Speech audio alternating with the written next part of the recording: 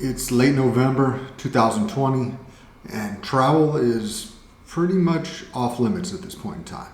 I don't know. I guess there's a few places I could go out there, but I figured might as well just hunker down a little bit, and so I'm going into one of my latest hobbies, let's say. Might even be a little bit pushing on the obsession side. And that is evaluating bags. And not just bags, I also do just tech, camera gear, pouches, things like that. But today I want to talk to you about the Osprey Radial. It's a great bag, and once I saw this thing, I knew I just had to get my hands on it. Mainly all because of this back panel. This is just a beautiful system. It's what they call their airspeed.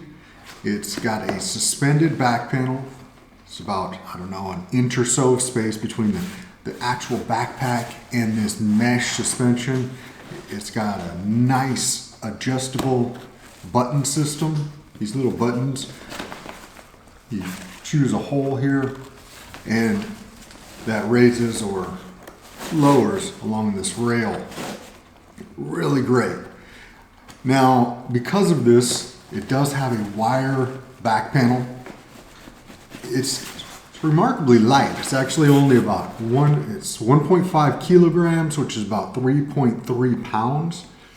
And it's 26 liters with expansion zipper. The expansion goes up to 34. So for that capacity, the weight is really good, especially with the back panel like this, this rigid support. But now this is my first go round with a bag of this nature.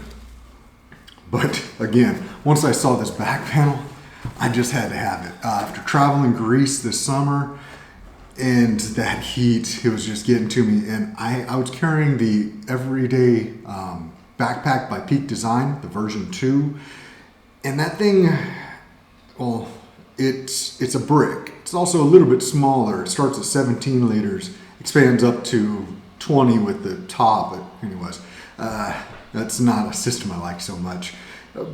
But there was just so many days that I just would not carry it around with me because with the heat, it was just too much. I'm not saying it's a horribly uncomfortable bag or anything. It's pretty decent, but well, this breathability is what I was really wanting right then. And so, like I said, once I saw this, I just knew I had to get my hands on it and check it out. I recently did a review of the Osprey Travel or Daylight Travel, which is a much lower quality bag all the way around.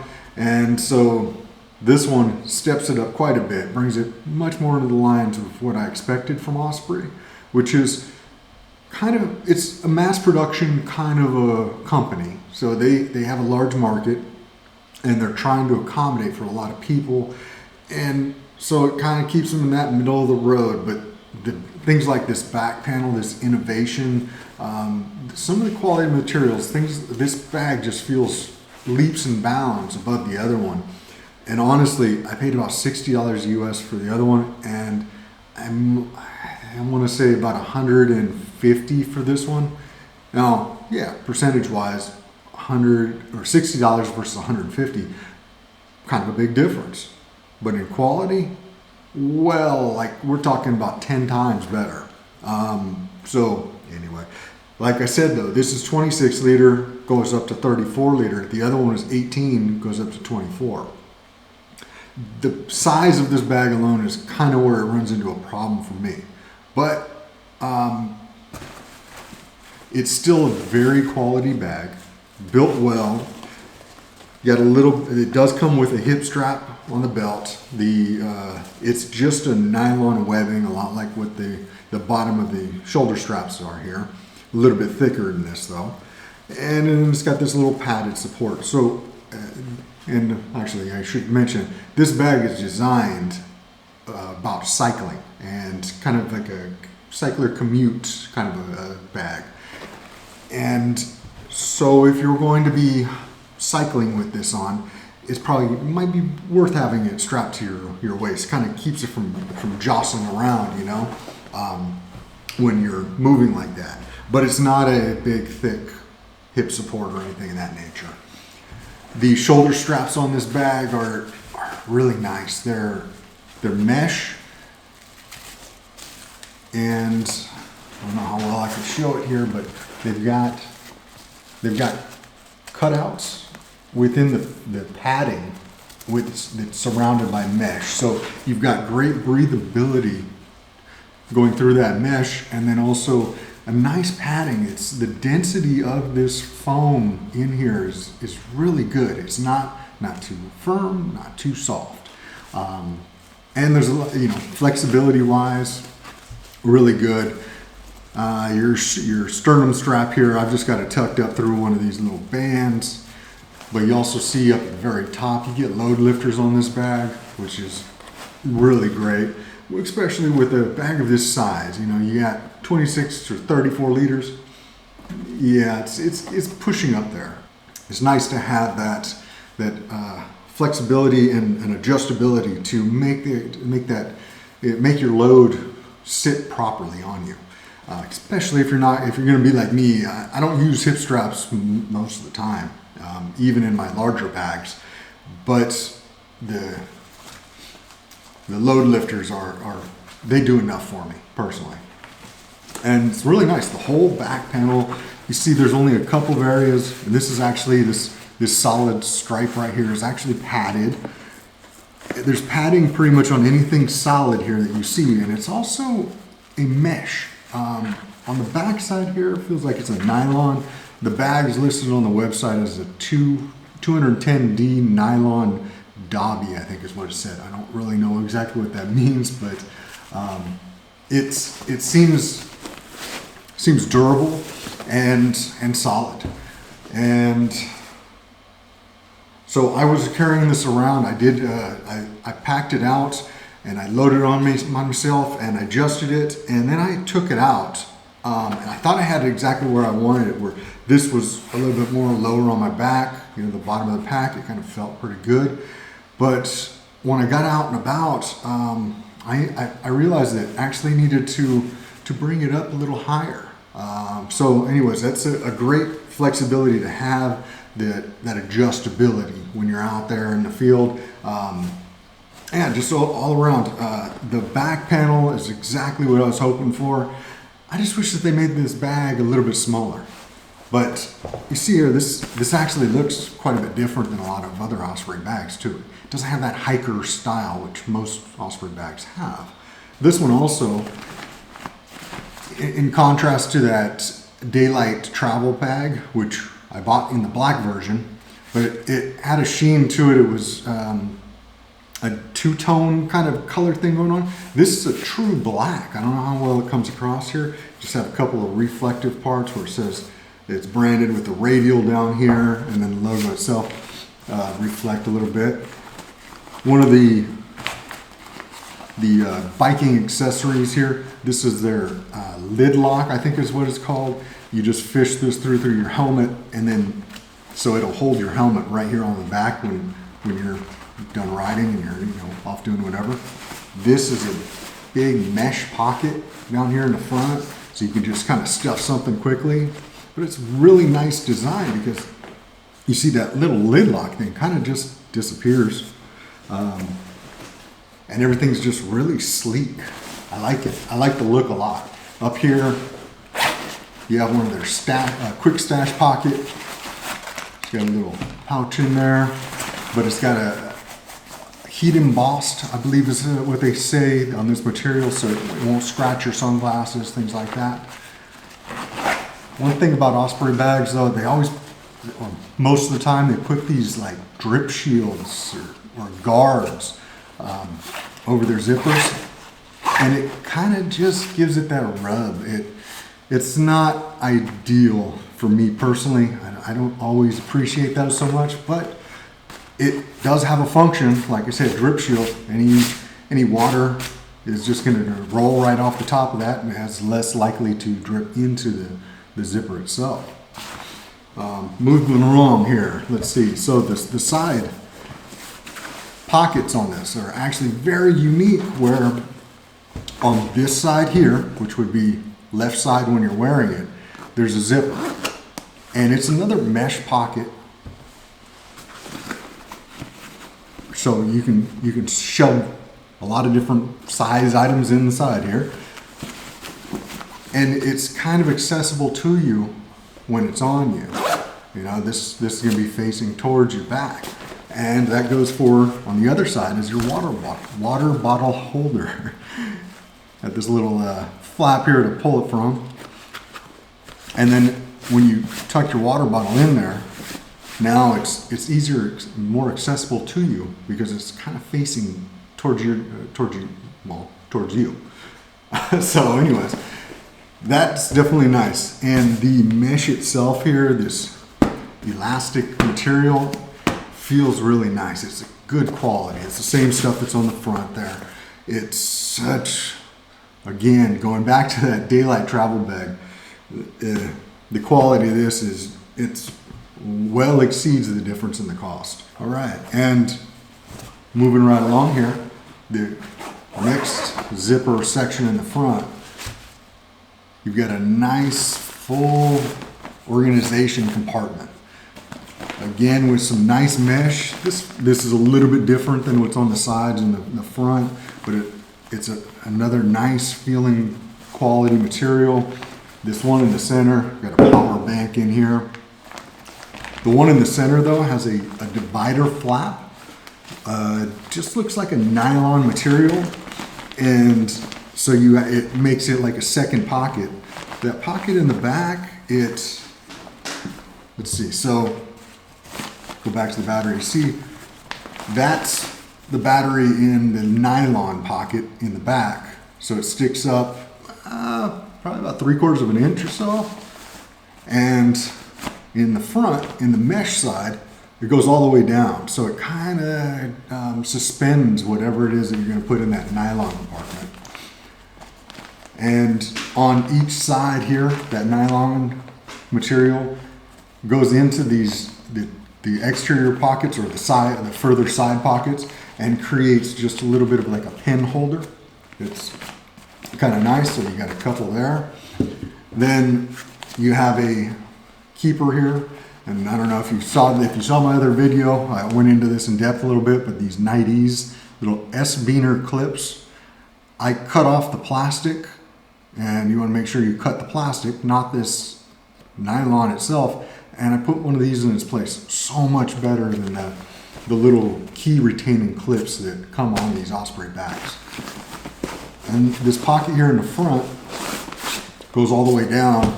Got in here a little in-case pouch, but it's just, there's no other pockets in the section, the zip compartment. I guess in earlier renditions of this, they had some down below. Now it's just a drop, like quick stash pocket, and I personally prefer that. One downfall to these pockets up here, even though the material kind of flaps over and might catch some things, I do find that if you end up where your bag sideways or whatnot, your items can slide out. Obviously this is so big that it would just hit the top and not go anywhere. But I've got some smaller items that I was keeping in here and just kind of flopping the bag around, not being extremely rough or anything, but end up and they're kind of loose in the bottom here. So the material is kind of slick, basically. Okay, and keep on touching this handle up top. It's got a nice handle, a little bit of padding in here. It doesn't stick up too crazy like, but it's got enough room where you can get your hand in there no problem, grab it any direction that you want. Really nice there. Then, let's see, next one here I'll show on the bottom side down here. This is the expansion compression compartment. So it's tucked away down here, rather nice. It's actually got a little zipper garage down at the bottom for it to really tuck into. And the zipper pull is different than all the rest. The rest of them have these big hoops. This one is just more of a standard pull, but it's a nice one. It's got a little curvature to it, so it's good for a nice grab to it. You see, then it goes all the way across the top, and the way their systems go, they wedge out. So it's really nice. It gives you, again, though, you see that difference in volume. See how big that is? Then I'll compress it back down. Pretty considerable difference there. But I personally do like those, the expansion zippers much more than compression straps. They have another bag that's very similar to this one. I think it's called the Tropos. Another thing I didn't mention here, that I was just thinking, because the Tropos does this too, it stands up on its own because this wire frame actually has a piece that is a kickstand kind of integrated in here. It's really nice. But it's about the same in the large size capacity. It's about close to the 34 liter, but it's got compression straps. But one thing about that Tropos that I do prefer is it has a dedicated zipper for the laptop compartment, where this one, it's inside of the main compartment, just has a drop sleeve. So a little give and take on these things though, because there's some other parts of that bag that I don't care for as much. But now we'll get into the main compartment here. You see, this is, I guess, what do you call it, a clamshell, but it's a half zip. Actually, I think it's just half zip is the way you say that. Which, again, more pouches. And right now inside here, I've got a camera cube, which is a really nice big one. Also, again, in my daylight travel video from Osprey, I had this bag inside of there. This insert it's a big insert, so I was really surprised it fit in that one. This one makes more sense. I don't know how well you're gonna be able to tell, but it does bunch up a little bit. Obviously, it's a padded insert. So, let's see how I got to get it out of here. In the compressed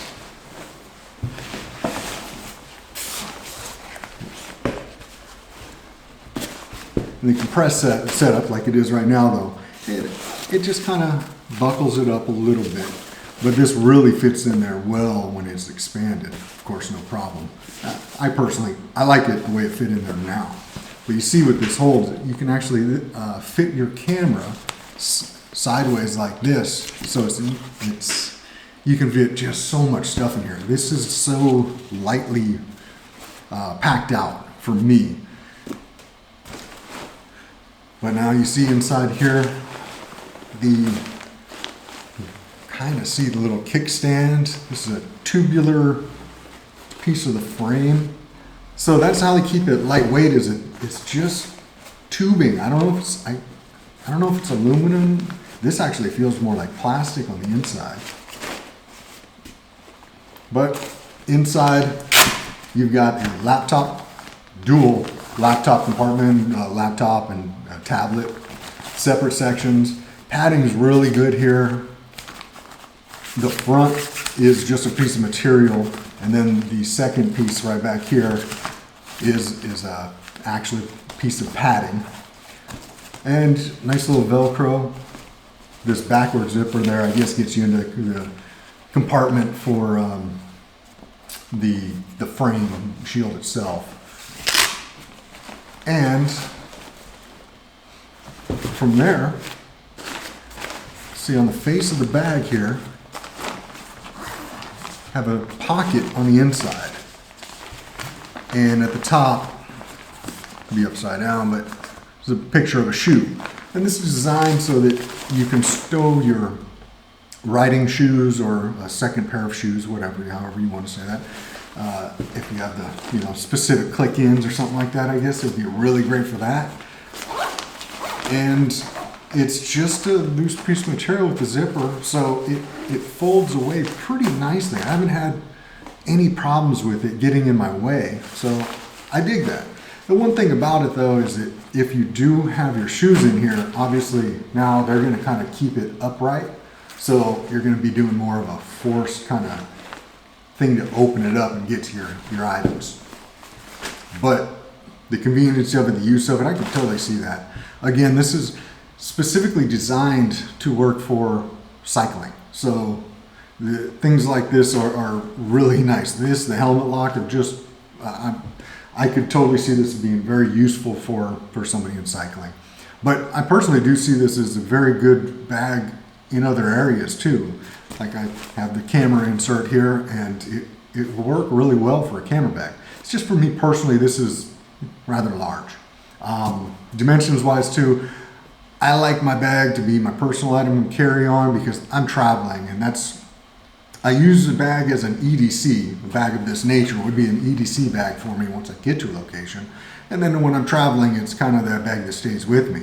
So this being, it's 20.5 inches tall, about 13 3/4 wide by a little under 12 inches deep is what it's listed as. So all around, it's too big. Really, for me, 20 to 25 liters is kind of the area I need to be.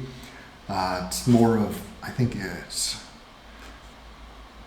18 tall, 12 wide by, I forget the other, 9 deep or something like that that's kind of pushing your limits, because airlines especially, they're changing all the time. And so, yeah, there's some that 18 inches tall is still going to be way too big.